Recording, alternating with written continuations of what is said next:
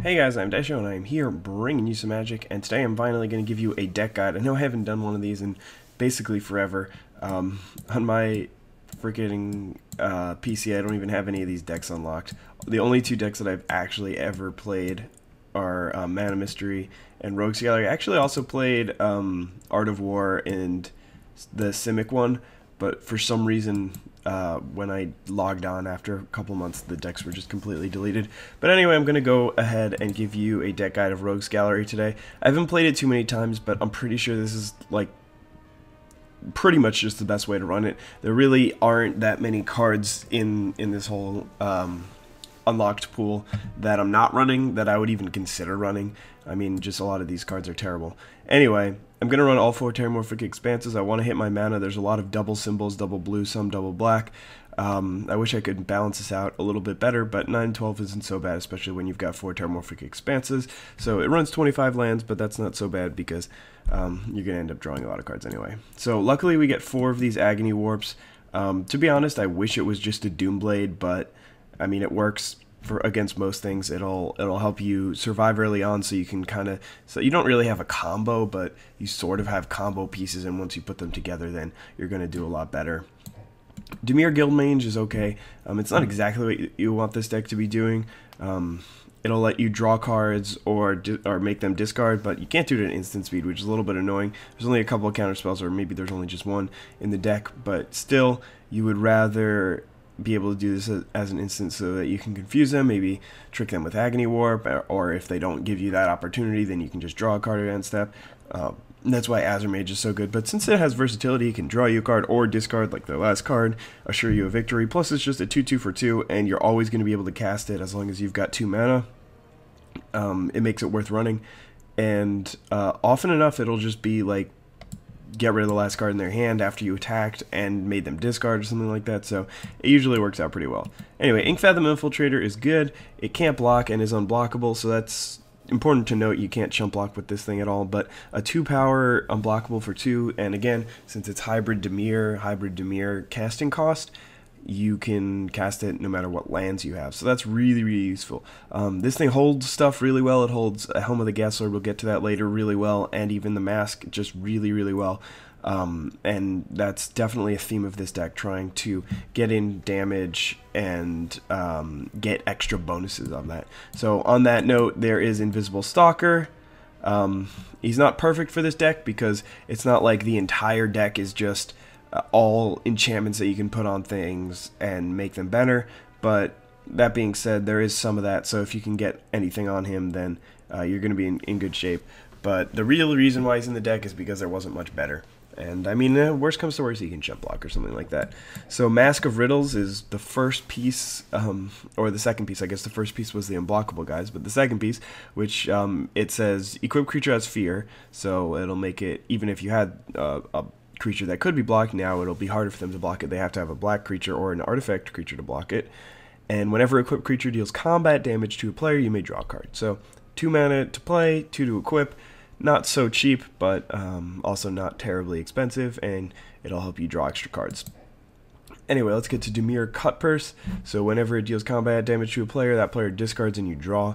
So this guy is kind of the opposite. He's the creature that has those abilities but doesn't have any evasion. So you want to either give evasion to him, make him bigger, just kill their creatures with Agony Warp, and then if you can get in even 1 hit, then it's just going to repay for itself very quickly. So on that note, this card is going to help it do that.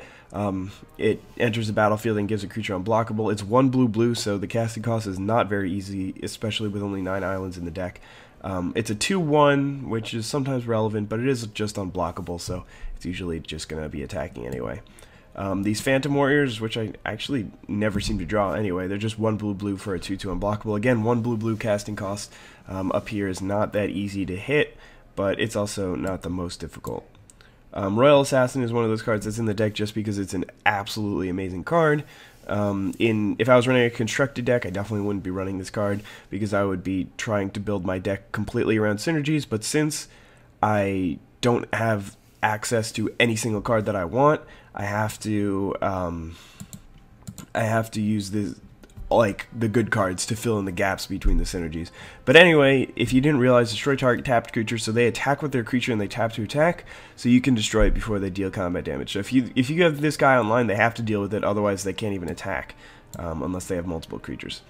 Scroll Thief is just going to deal, when he deals damage, he draws a card. So, again, obviously, the same reason as all the other cards for why it's in the deck. It's a little bit weaker since it's only got 1 power and it only draws you a card. It doesn't draw you a card and make them discard, so that's not great.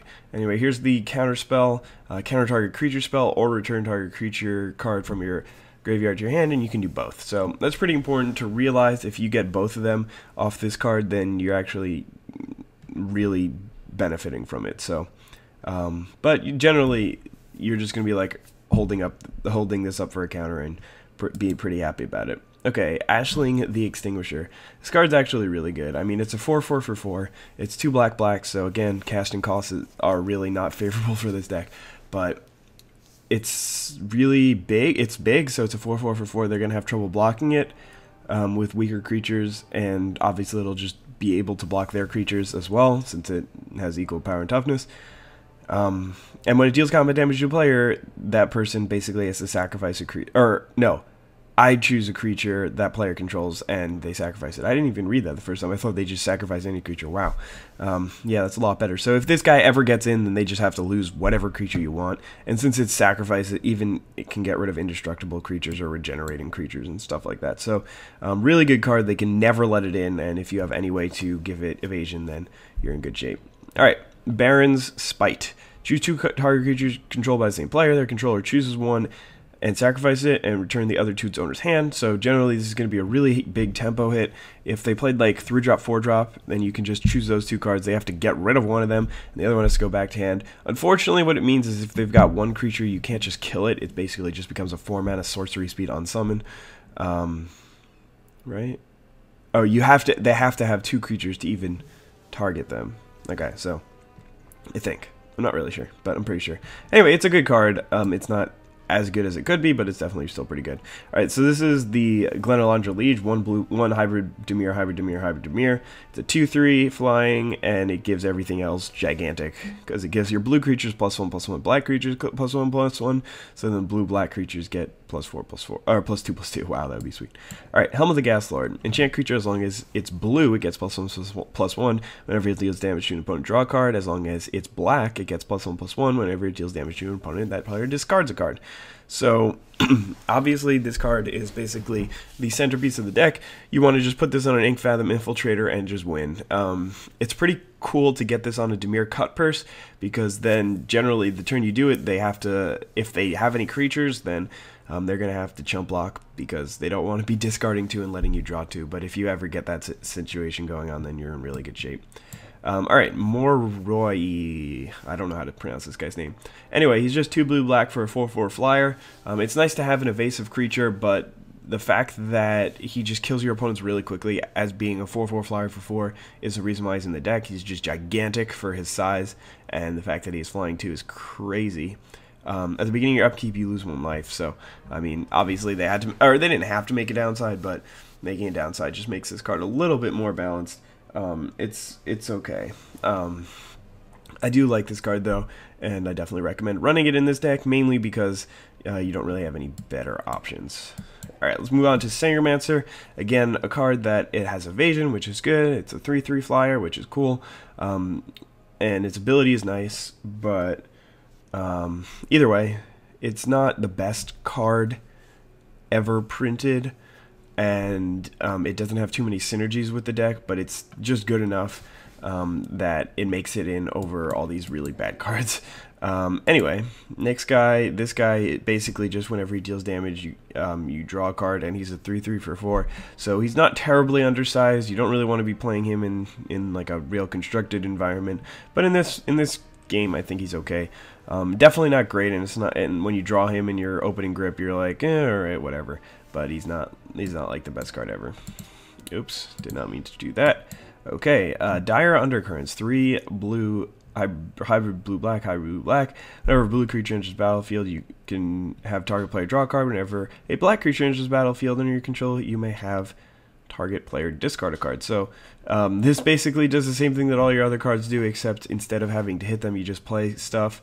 It's okay, but 5-mana enchantments aren't great. So, I mean, I probably wouldn't run more than one anyway. It's just the lack of cards in this deck.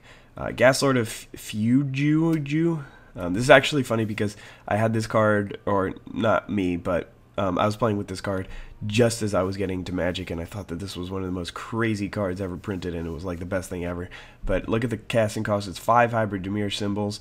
And then Gaslord of Future is unblockable. When it deals combat damage to a player, that player reveals his hand. You choose a card from it. That player exiles that card. So basically, you get to make them discard a card instead of them discarding a card. So it's pretty sweet, and it's a 4/4 unblockable for basically 5 colorless, because every land in your deck can cast this guy. So he's pretty sweet. And then here's just some more removal. It's 4 and a black for a sorcery. Deals 4 damage to target creature. You gain 4 life. And it cycles itself if you use an island to cast it. So that's pretty good. I'm not really going to go through all of these cards. I mean, this one is pretty terrible. I don't even know why they thought that this would be fun, but it's just a really shitty card. Target creature is unblockable. Sometimes that's going to be good, but it's usually not going to be worth it. They randomly added a mill element. I know that Dimir is a mill guild, but I don't know why they decided to put in like 4 or 5 mill cards. So that was definitely a little bit weird. I'm not really sure why they decided to do that. They put in some random vanilla zombies. Don't really need those. This guy I had for a little while, but it just never really got the job done. It's a 1/1 for 3, so it's never going to do anything on its own. And every once in a while it'll get your Dimir Cutpurse or Scroll Thief in, but I didn't find it to be worth it. This Abyssal Spectre was just too expensive for me. I mean, a 2/3 for 4 means that it does have flying, but it might still not even get in if they have any flyer or reach creatures. So just too expensive for me, for my taste. This card is just not very good. It's 1 more mana for divination, and it gets to give your creature flying. So I mean, that's good in the sense that, I mean, I might pay for divination, and I definitely wouldn't pay for just flight, which is just blue to give a creature flying, but I might pay for both of them together. So, I mean, if somebody put this in their deck instead of some of the weird cards like Sangermancer, or maybe even this guy or Dire Undercurrents or something like that, I wouldn't like say that's terrible, that's just an awful play, I don't know why you did that, but I just don't think it's quite good enough, so I didn't include it in my deck. And then this Memory Plunder is definitely something that somebody's going to say is great, but I don't know. It costs 4 hybrid Dimir, and you basically just get to cast something from their graveyard, but you never know if there's going to be anything that you want to cast there, and there's only one of them in your deck, so you can't like expect to draw it. You have to just hope that the one time that it'll be useful, you'll draw it. I don't know, it's okay, but this thing is just, it's too expensive. It's 4 mana for an enchantment, so they're just going to blow you out so badly, and you're going to be in trouble. This guy just takes way too much to activate him and have him be useful. Maybe even in a mono black deck, it would be hard to play this card, but here it's just useless. Followed Footsteps doesn't really have much. Usually you want to play Followed Footsteps if you have like Enter the Battlefield effects, but there's not much in terms of Enter the Battlefield effects in this deck. Grimgrin isn't so good. He does a whole bunch of stuff. I'm not going to read it, but you basically have to sacrifice him every time you want to attack with him. And I mean, he does kill stuff, but sacrifice him. No, sacrifice a creature you control. And you're not running that many creatures. I mean, it's 53% creatures, but still, I mean, that's 53% of the spells are creatures. It's not 53% of the deck. There's also lands. Again, this guy is just random mill card. I don't know why they put them in. Painful Quandary is definitely something that I wanted to talk about. So basically they have to discard a card or lose 5 life in order to cast any spell, but they get to choose. So they're generally just going to discard a bad card, and since this is a 5 mana enchantment, by then they're just going to have excess lands, and they're not really going to care about discarding cards. Harvester of Souls is okay. He's just 6 mana, and he doesn't do anything that the deck wants to do, so it's whatever.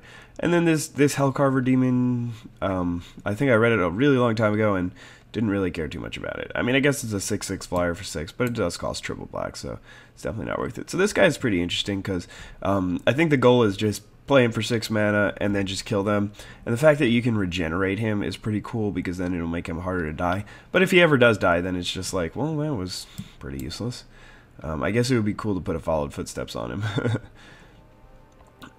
Yeah, vampires aren't really, Oh, okay, so each creature is a vampire, so he just makes your other creatures bigger when they deal damage. By the time you're dealing damage with multiple creatures at 6 mana, you should have won the game already. This guy's okay. You can definitely run him. I just didn't really put him in. I didn't feel like having more 6-drops. My curve is already really high with a ton of 4-drops, so I didn't want to include him. But he's fine. And then Mind Leech Mass. So anyway, I'm just gonna give you a brief description on how good I think this deck is. I think it's okay. It's definitely not one of the better decks they've ever made in duels. It's got decent removal, not great. Some decent creatures. It has a cool theme that can work sometimes, but it's also pretty vulnerable because you can easily get blown out and lose your Helm of the Gas Lord, and if you do that, then you're in bad shape.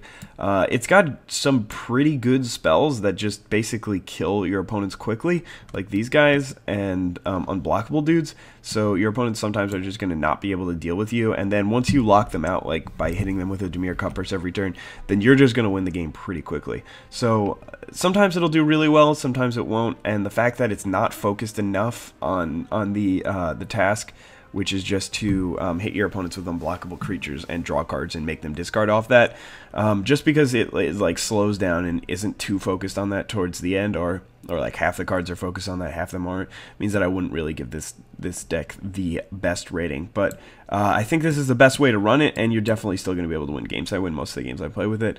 So yeah, I think that's pretty much it. I hope you guys all enjoyed this video, and have a wonderful day. Bye, guys.